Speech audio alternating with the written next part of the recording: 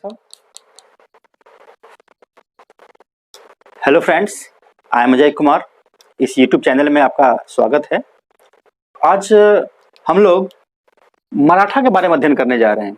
क्योंकि मराठा अपने आप में काफ़ी विस्तृत चैप्टर है, इसकी विषय वस्तु काफ़ी व्यापक है, तो इसमें हम लोग भिन्न भिन्न वीडियो के माध्यम से, अलग अलग वीडियो के माध्यम से इसके पूरे पार्ट्स को कवर करने की कोशिश करेंगे।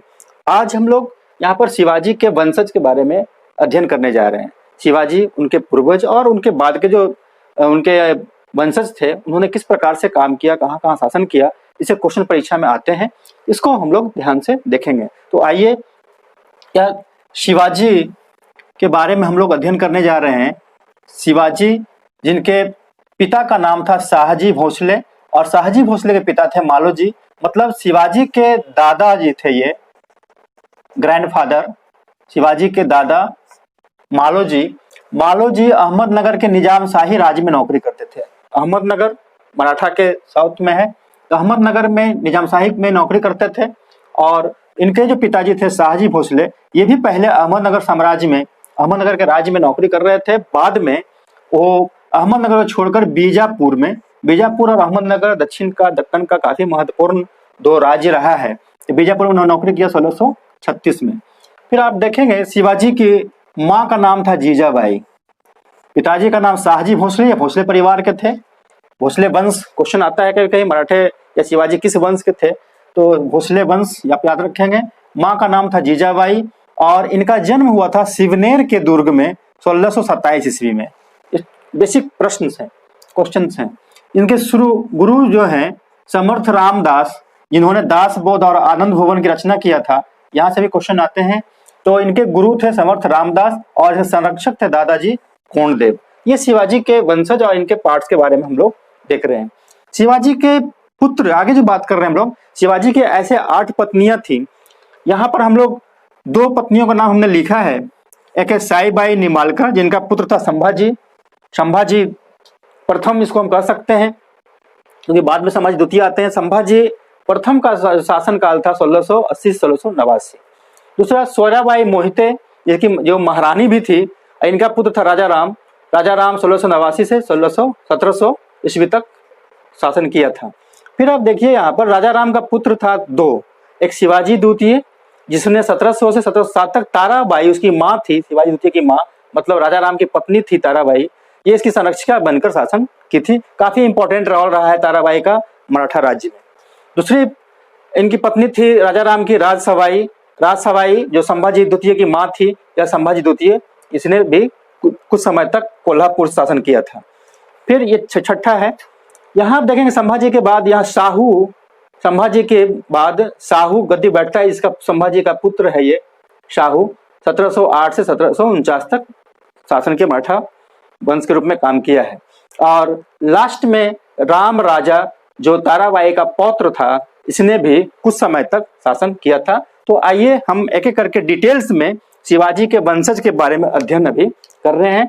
दूसरे वीडियो में शिवाजी का सैन्य प्रशासन, शिवाजी का सैनिक संगठन, राजस्व प्रशासन, चौथ, सरदेशमुखी, ये इत्यादि और उनके अभियान के बारे में विस्तृत चर्चा करेंगे। फिर मराठा पेशवा के वंशज, उनके पूरे क्रियाकलाप के बारे में अध्ययन करेंगे। मराठा और अंग्रेजों के साथ जो लड़ाई हुई है, आंग्ल मराठा युद्ध, आंग्ल मराठा युद्ध को 3 युद्ध हुए हैं, उसका अध्ययन हम लोग अलग से करेंगे। तो यहाँ हम लोगों ने शिवाजी के पुत्र के बारे में बात किया था। पहला शासक शिवाजी, दूसरा छत्रपति हैं संभाजी। तो संभाजी के बारे में हम लोग अध्ययन यहाँ करने जा रहे हैं। संभाजी 1680 1689 तक, यहाँ भी हमने लिखा है, चार्ट में भी हमने लिखा है, आप देख रहे हैं। उत्तराधिकार संघर्ष में संभाजी ने राजा राम को हराकर सिंहासन पर आसीन हुआ है। राजा राम को हराकर 20 जुलाई 1680 को। और यहाँ पर एक चीज बहुत इंपॉर्टेंट बात है कि मराठा प्रशासन में मराठा जाति और ब्राह्मण जाति, 2 जातियों का प्रभुत्व था और इन दोनों के बीच हमेशा प्रतिद्वंदिता की लड़ाई चलती थी। और संभाजी को मराठों पे भरोसा कम था।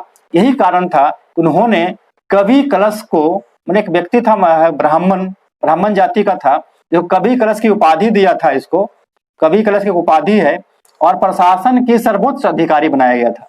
कवि कलश को top officials of the administration बनाया गया था। यह ध्यान रखना है। मराठों पर इनका भरोसा नहीं था। दूसरा, हम यहाँ आएंगे उल्टा, जब यहाँ राजाराम के बारे में पढ़ेंगे तब देखेंगे क्या कि मराठा मंत्री परिषद की सहायता से बैठते हैं, समझने में आसानी होगी कोरिलेट करके पढ़ने से। तो इनको मराठा पर विश्वास नहीं था, राजाराम मराठों के सहयोग से गद्दी पर बैठते हैं। दूसरा, संभाजी के काल का सबसे महत्वपूर्ण एक घटना थी अकबर द्वितीय को संरक्षण देना। अकबर द्वितीय जो औरंगजेब का पुत्र था, यह विद्रोही पुत्र था और दरबार से भाग कर आया था। पहले राजपूतों के शरण में गया था, लेकिन राजपूत राज औरंगजेब के आक्रमण के डर से उसको संरक्षण नहीं दिया और इसे संभाजी के दरबार में पहुंचा दिया था। संभाजी शायद इस बात को नहीं समझ पाए कि औरंगजेब कितना शक्तिशाली है और उन्होंने अकबर द्वितीय को संरक्षण दिया और इस संरक्षण के कारण औरंगजेब के आक्रमण का खतरा इन पर स्वाभाविक रूप से पड़ना था, जो बाद में आक्रमण हुआ है 1689 ईस्वी में। यहाँ क्या था कि संभाजी के दिमाग में बात चल रही थी कि अकबर द्वितीय को सामने कर मुगल राज्य पर इसको बैठाना है, अब मुगलों से मराठों की स्वीकृति लेनी है और मराठा राज्य को स्ट्रांग बनाना है। काफी बेहतर इनकी योजना थी, लेकिन इस योजना को इनकी योजना काफी बेहतर थी, योजना काफी अच्छी थी, लेकिन इसकी रूपरेखा वो नहीं बना पाए। कैसे करना है, किस प्रकार से काम करना है, कैसे मुगलों से लड़ना है, शक्ति कैसे अर्जित करनी है, संसाधन कैसे व्यवस्थित करना है, यह उन्होंने नहीं कर पाया और अल्टीमेटली क्या हुआ, इनका साधन और संसाधन सारे अपव्यय होते चले गए और पुर्तगालियों से सिद्धियों से लड़ने में भी समय इनका बर्बाद हुआ और अकबर द्वितीय को लग गया कि संभाजी से हमारा ज्यादा कुछ हेल्प मिलने वाला नहीं है। तो अकबर द्वितीय अल्टीमेटली फरवरी 1687 में फारस चला जाता है। यह भी प्रश्न बार बार आते हैं, फारस चला जाता है और अकबर द्वितीय के साथ वो योजना तो सफल नहीं हुई, लेकिन औरंगजेब का खतरा इनके लिए बहुत ही भयंकर नुकसानदायक सिद्ध हुआ और औरंगजेब संभाजी पर आक्रमण करता है। संगमेश्वर का युद्ध, ये ध्यान रखना है, क्वेश्चन आता है। संगमेश्वर का युद्ध जिसमें औरंगजेब और संभाजी के बीच होता है, इसमें संभाजी की हत्या कर दी जाती है 21 मार्च 1689 को और इस प्रकार संभाजी का अंत हो जाता है। बहुत सारे किताबों में ऐसा लिखा है कि संभाजी की हत्या करके खाल में भूसा भरवा करके पूरे क्षेत्र में घुमाया गया था, एरिया में घुमाया गया था। एक इतिहासकारों की बात है, बहुत सारे तथ्य होते हैं, कुछ सत्यता भी होती है, कुछ अतिशयोक्ति भी होती है। खैर यहाँ पर अभी उतना डिटेल्स में जाने की जरूरत नहीं है। इस प्रकार संभाजी का अंत 1689 में होता है। संभाजी की मृत्यु के बाद उनका जो सौतेला भाई था राजा राम, यहाँ आप देख रहे हैं संभाजी शाही मरकर के पुत्र थे, ये सोराबाई मोहिते के पुत्र थे राजा राम मराठा छत्रपति के रूप में शासन करते हैं और ये मराठा मंत्रिमंडल की सहायता से सिंहासन पर बैठते हैं और ये 12 भाई परिषद की स्थापना भी किया यहाँ पर इन्होंने। और फरवरी 1689 में इनका राज्याभिषेक होता है रायगढ़ में राज्याभिषेक होता है। ये काफी इंपॉर्टेंट है क्योंकि रायगढ़ में शिवाजी ने भी अपना राज्याभिषेक करवाया था 1674 ईस्वी में, ये याद रखेंगे। रायगढ़ काफी इंपॉर्टेंट है। हालांकि मुगल चूंकि अटैक किया था 1689 में, तो बाद में मुगलों ने यहाँ पर जब आक्रमण किया, ये भागकर जिंजी चले जाते हैं 1690 में और जब मुगल आक्रमण करते हैं यहीं पर मुगल हमला होता है और शाहू और उसकी मां को बंदी बनाया जाता है। ये ध्यान रखेंगे, शाहू और उसकी मां को बंदी बनाया गया है इस समय। और फिर जब यहाँ जिंजी पर हमला होता है तो राजा राम जिंजी से भागकर विशालगढ़ चले जाते हैं 1698 में और उन्होंने अपनी राजधानी सतारा को राजधानी बनाया था। तो ये ध्यान रखना है कि राजा राम मुगलों के आक्रमण से बचने के लिए एक बार जिंजी जाता है, बाद में विशालगढ़ जाता है, सतारा को राजधानी बनाता है। इसके पीरियड में ही शाहू और उसकी मां को बंदी बनाया जाता है और इन्होंने प्रतिनिधि पद का सृजन किया था यहाँ पर रिप्रेजेंटेटिव। और इस प्रकार मंत्रियों की संख्या हो गई 9, 8 + 1, 8 तो हम लोग पढ़ते हैं अष्टप्रधान जो था 8, जिसको हम लोग दूसरे वीडियो में हमने किया, आप देखेंगे उसको, और प्लस 1 प्रतिनिधि। इस प्रकार मंत्रियों की संख्या यहाँ 9 हो जाती है और इसकी मृत्यु 1700 ईस्वी में सतारा में हो जाती है। इसके बाद राजा राम की विधवा ताराबाई अपने पुत्र शिवाजी द्वितीय के संरक्षिका बनकर छत्रपति के रूप में काम करती है और इनकी राजधानी थी कोल्हापुर। यह जगह का भी नाम आप ध्यान से रखेंगे, कोल्हापुर। 1707 ईस्वी तक इन्होंने शासन किया है कोल्हापुर से और 1703 में बरार पर हमला किया, 1706 में बड़ौदा और औरंगाबाद पे हमला किया। मैंने पहले बताया था कि मराठों के इतिहास में एक महिला ताराबाई काफी प्रसिद्धि प्राप्त किया है, काफी इन्होंने अपनी योग्यता का, क्षमता का परिचय दिया। और इसी समय घटना होती है कि औरंगजेब की मृत्यु हो जाती है 3 मार्च 1717 को औरंगजेब की मृत्यु हो जाती है। उसका पुत्र बहादुर शाह प्रथम मुगल सम्राट के रूप में गद्दी पर बैठता है। उसने शाहू की रिहाई किया। ये शाहू जिसको यहाँ बंदी बनाया गया था, आप देख रहे हैं यहाँ पर शाहू की को बंदी बनाया गया था। बहादुर शाह प्रथम ने शाहू को ही रिहाई किया 8 मार्च 1707 को। और इसके बाद शाहू को मदद किया था उनका दीवान बालाजी विश्वनाथ, जिसको पेशवा बनाया जाएगा, और सेनापति धन्नाजी जाघव। इन दोनों के मदद से शाहू ने ताराबाई को हराया था। खेड़ा का युद्ध 12 अक्टूबर 1708 को हुआ था। शाहू इसमें विजयी हुआ और ताराबाई इसमें हार जाती है और शाहू छत्रपति के रूप में शासन करना प्रारंभ करता है, जिसका संपूर्ण शक्ति बालाजी विश्वनाथ के हाथों में थी। तो आइए हम लोग फिर देखते हैं शाहू के बारे में। शाहू यहाँ पर आप देख रहे हैं, शाहू यहाँ से ये चौथा 5वां शासक होगा। ये शाहू 1708 से 1749 इसने अपने राज्याभिषेक सतारा में करवाया। सतारा में अपना राज्याभिषेक करवाया। आप ध्यान देंगे कि यहाँ राजा राम की राजधानी भी सतारा है।